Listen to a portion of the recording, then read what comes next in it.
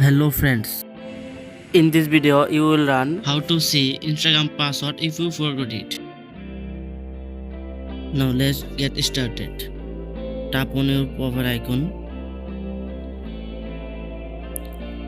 tap on three dot menu, tap on account center,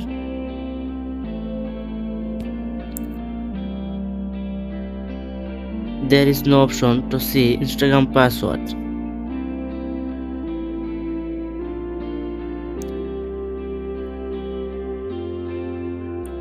Go to phone setting and follow my step.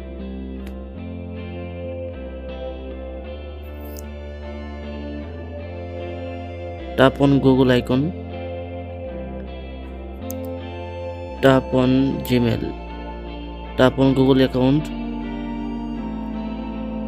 tap on security and sign in, scroll down, tap on password manager.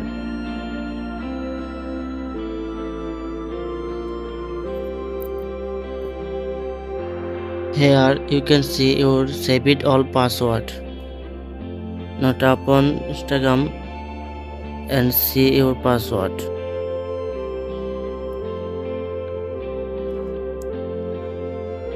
If you found this video helpful, please subscribe my channel.